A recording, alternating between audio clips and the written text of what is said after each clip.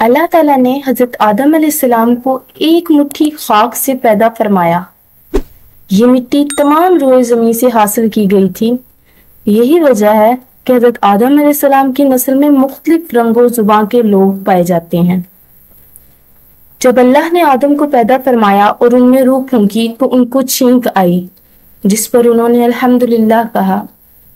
यूं सबसे पहले उनके मुंह से निकलने वाला कलमा अल्हम्दुलिल्लाह था। अल्लाह ताला ने हजरत आदम को 4 अजीम शर्फ और मर्तबे अता फरमाए।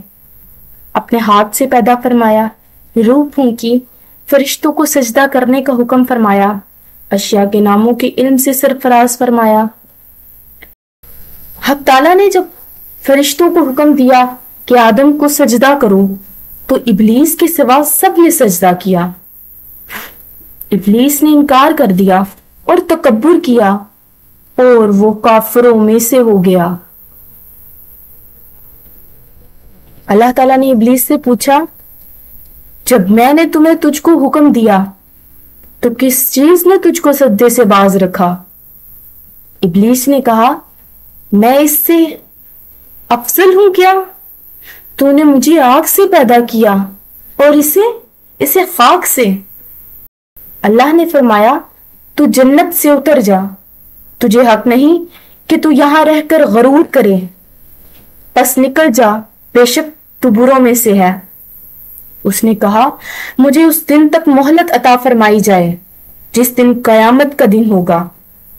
अल्लाह ने शैतान को मोहलत अता फरमा दी। इसने कहा, अब मैं तेरे बंदों को कयामत तक बहकाऊंगा, आगे से, पीछे से, दाएं से, बाएं से। अल्लाह ने फरमाया, जो लोग तेरी पैरवी करेंगे मैं तुझ समेत उन सबको जहन्नुम से भर दूंगा। इस तरह इब्लीस यानी शैतान जन्नत से निकाल दिया गया। फरिश्ते नूर से, आदम मिट्टी से और इब्लीस आग से पैदा किया गया। जिन्नात हजरत आदम से 2000 साल पहले इस दुनिया में आबाद थे, जिन्होंने दुनिया में ये दंगा फसाद मचा रखा था। चुनाचे अल्लाह ने फरिश्तों के एक लश्कर को दुनिया में रवाना किया, जिन्होंने जिन्नात को मार मार कर समुद्री जजीरों और वीरान इलाकों में भगा दिया। इस मौके पर बहुत से जिन्नात कत्ल किए गए और कुछ गिरफ्तार भी हुए। इनमें से एक इब्लीस भी था, जो गालिबन उन दिनों बच्चा था। इसे आसमान पर लाकर रखा गया। ये फरिश्तों के साथ इबादत में मसरूफ हो गया। चुनाचे इसे आसमानों में मुअल्लिमुल मलकूत के नाम से जाना जाने लगा। इब्लीस का नाम इज़राइल था। सूरह कहफ की आयत नंबर 50 में अल्लाह ने फरमाया, और इब्लीस जिन्नात में से था। जन्नत में तमाम आसाइशें नेमतें मौजूद थीं, लेकिन इसके बावजूद हजरत आदम अलैहिस्सलाम तन्हाई और अजनबियत से महसूस करते थे, क्योंकि जन्नत में इनके अलावा कोई इंसान ना था जिनसे वो बात कर सकते, खेल सकते। चुनाचे अल्लाह ताला ने इनकी तन्हाई दूर करने के लिए हजरत अम्मा हवा को पैदा कर दिया। हजरत अम्मा हवा रहमतुल्लाह को हजरत आदम अलैहिस्सलाम की बाएं तरफ की छोटी पसली से पैदा किया गया जब वो सो रहे थे। फिर अल्लाह ने हजरत आदम अलैहिस्सलाम को हुक्म फरमाया वो और उनकी बीवी जन्नत में रहें, और फरमाया, जहां से चाहो बिला रोक टोक खाओ, लेकिन इस दरख्त के पास ना जाना, वरना जालिमों में से हो जाओगे।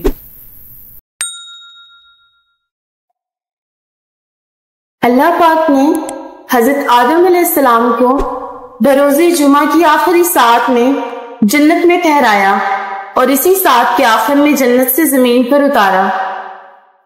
ये सात आखिरी दिनों के एतबार से थी, जिसका एक दिन दुनिया के 1000 दिन के बराबर था। इस एतबार से हजरत आदम अलैहिस्सलाम ने जन्नत में दुनिया के 43 साल 4 माह की मिकदार क़याम फरमाया। हजरत सैयदना आदम अलैहिस्सलाम और हजरत हवा अलैहिस्सलाम जन्नत में रहा करते थे।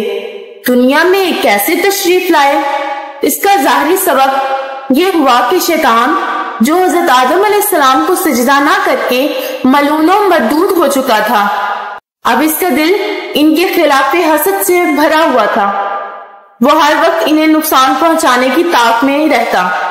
بلاخر ایک دفعہ موقع پا کر اس نے انہیں وسوسہ ڈالا اور مکر و فریب سے کام لیتے ہوئے اس درخت کا پھل کھانے پر ابھارا۔ حضرت آدم علیہ السلام اور حضرت حوا رحمت اللہ کو اپنے اس مکر و فریب کا یقین دلانے اور خود کو ان کا خیر خواہ ثابت کرنے کے لیے یہ ملعون اس حد تک گیا کہ اللہ رب العزت کی جھوٹی قسم تک کھا لی۔ چنانچہ قرآن عظیم میں ارشاد ہے، اور ان سے قسم کھائی کہ میں تم دونوں کا خیر خواہ ہوں۔ شیطان سے پہلے کسی نے اللہ پاک کے نام کی جھوٹی قسم نہ کھائی تھی، لیس حضرت آدم علیہ السلام اور حضرت حوا رحمت اللہ کے دل خدائے ذوالجلال کی عظمت و بڑائی سے معمور تھے، جس کی وجہ سے ان کے تصور میں بھی نہ تھا کہ کوئی اللہ پاک کی جھوٹی قسم کھا سکتا ہے۔ چنانچہ مفسرین کرام فرماتے ہیں جب شیطان مردود نے اللہ کی قسم کھائی تو انہوں نے اس بات کے اعتبار کر لیا، انہوں نے یہ سمجھا کہ کوئی بھی اللہ پاک کی جھوٹی قسم نہیں کھا سکتا۔ یہ سمجھ کر انہوں نے وہ پھل کھا لیا۔ اللہ تعالیٰ نے فرمایا، کیا میں نے تمہیں اس پیڑ سے منع نہ کیا اور نہ فرمایا کہ شیطان تمہارا کھلا دشمن ہے؟ یہ سن کر انہوں نے کوئی بہانہ نہ بنایا، کسی قسم کی حجت بازی نہ کی، بلکہ نہایت عاجزی اور انکساری کے ساتھ عرض گزار ہوئے، اے ہمارے رب، ہم نے اپنا برا آپ کیا اور تو ہمیں نہ بخشے اور ہم پر رحم نہ کرے تو ہم ضرور ہلاک ہونے والوں میں ہوئے۔ اللہ نے ان کی دعا رد نہ فرمائی بلکہ جنت سے زمین پر اتر جانے کا حکم دیا، کیونکہ حضرت آدم علیہ السلام کی تخلیق کا اصل مقصد تو انہیں زمین میں خلیفہ بنانا تھا، جیسا کہ اللہ پاک نے آپ کی تخلیق سے پہلے ہی فرشتوں کے سامنے بیان فرما دیا تھا۔ اور دوسری بات یہ کہ اولاد آدم نے آپس میں عداوت اور دشمنی بھی کرنا تھی، اور جنت جیسی مقدس جگہ ان چیزوں کے لائق نہیں۔ لہذا مقصد تخلیق آدم کی تکمیل کے لیے اور اس کے بعد رونما ہونے والے واقعات کے لیے حضرت آدم کو زمین پر اتارنا بہت ضروری تھا۔ ہاں، یاد رہے کہ فرشتے اور نبی معصوم ہوتے ہیں، ان سے گناہ سرزد نہیں ہوتے۔ اللہ تعالیٰ نے قرآن مجید میں ارشاد فرمایا، اور بے شک ہم نے آدم کو اس سے پہلے ایک تاکید حکم کی تو وہ بھول گیا اور ہم نے اس کا قصد نہ پایا۔ زمین پر حضرت آدم علیہ السلام کو سر اندی سری لنکا میں نور نامی پہاڑ پر اتارا اور حضرت اما حوا رحمت اللہ کو جدہ میں اتارا گیا۔ کہا گیا کہ حضرت آدم نے زمین پر آنے کے بعد 300 برس تک حیا سے آسمان کی طرف سر نہ اٹھایا۔ حضرت ابن عباس رضی اللہ عنہ فرماتے ہیں، جنتی نعمتوں کے فوت ہونے پر حضرت آدم علیہ السلام اور حضرت حوا علیہ السلام 200 برس تک روتے رہے اور 40 روز تک انہوں نے کچھ نہ کھایا نہ پیا۔ زمین پر تشریف لانے کے بعد ایک عرصے تک یہ حضرات اپنی لغزش کی معافی مانگتے رہے۔ پھر اللہ پاک نے حضرت آدم علیہ السلام کو چند کلمات سکھائے۔ جب ان کلمات کے ساتھ انہوں نے توبہ اور معافی کی درخواست کی تو قبول ہو گئی۔ قرآن مجید میں ارشاد ہے، پھر سیکھ لیے آدم نے اپنے رب سے کچھ کلمے تو اللہ نے ان کی توبہ قبول فرمائی۔ زمین پر تشریف لانے کے بعد 9 ذوالحجہ الحرام کو عرفات کے مقام پر حضرت آدم اور حضرت حوا کی ملاقات ہوئی۔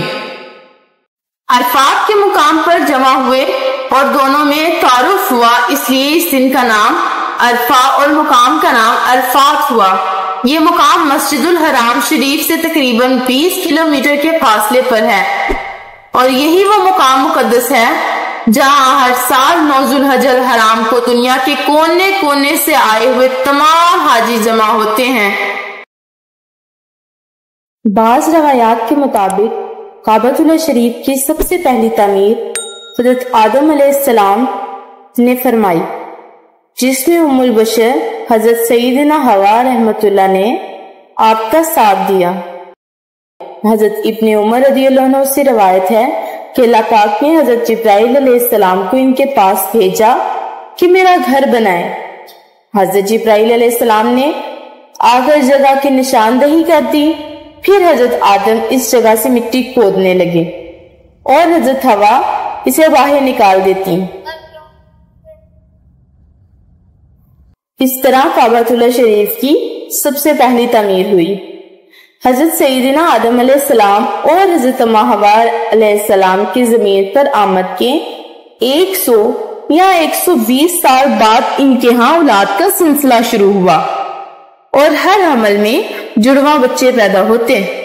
اس طرح 20 مرتبہ کے حمل سے 40 بچے پیدا ہوئے، جبکہ حضرت سیدنا شیس علیہ السلام تنہا پیدا ہوئے۔ ان کے چہرے مبارک پر نبی آخر الزمان رحمت عالمین کا نور چمکتا تھا۔ جب آپ کی پیدائش ہوئی تو فرشتے حضرت آدم علیہ السلام کو مبارکباد دینے کے لیے حاضر ہوئے۔ چونکہ حضرت آدم علیہ السلام اور حضرت اماں حوا علیہ السلام سب سے پہلے انسان تھے، ان سے پہلے کوئی انسان نہ تھا کہ جس سے ان کی اولاد کا نکاح ہو سکتا، جبکہ نسل انسانی کی بقا کے لیے یہ ضروری بھی تھا۔ چنانچہ ان کی شریعت میں یہ جائز تھا کہ ایک حمل سے پیدا ہونے والی اولاد کا نکاح دوسرے حمل سے پیدا ہونے والی اولاد کے ساتھ کر دیا جائے، گویا اس حکم میں یہ غیر محرم تھے۔ حضرت حوا کی اولاد جو علیحدہ علیحدہ حمل سے پیدا ہوئی دور کے رشتہ داروں کی طرح تھی، جن کا آپس میں نکاح جائز ہوتا، مثلا چچا زاد، تایا زاد، مامو زاد وغیرہ۔ حضرت آدم علیہ السلام اور حضرت حوا علیہ السلام کے دور حیات میں ہی ان کی اولاد نسل در نسل چلتی ہوئی 40,000 اور ایک قول کے مطابق 4 لاکھ تک پہنچ گئی۔ طویل ترین رفاقت کے بعد حضرت سیدنا آدم علیہ السلام دنیا سے پردہ ظاہری فرمایا۔ بوقت وفات آپ کی عمر مبارک 1000 برس تھی۔ فرشتوں نے آپ علیہ السلام کو غسل دیا، خوشبو لگائی، کفن پہنایا، آپ کی نماز جنازہ پڑھائی گئی، قبر بنائی اور پھر تدفین بھی کی۔ بعد میں آپ علیہ السلام کی اولاد سے فرمایا، اے اولاد آدم، فوت شدگان کی تجہیز و تفکین کے لیے یہی طریقہ اختیار کرنا۔ حضرت سیدنا آدم علیہ السلام کے وصال کے بعد حضرت سیدنا حوا رحمت اللہ علیہ کا بھی جلد ہی انتقال ہو گیا۔ ام البشر حضرت سیدنا حوا کے مزار شریف کے بارے میں ایک قول یہ ہے کہ آپ رحمت اللہ علیہ کو حضرت سیدنا آدم علیہ السلام کے پاس جبل ابو القبیس کے کسی غار میں دفن کیا گیا۔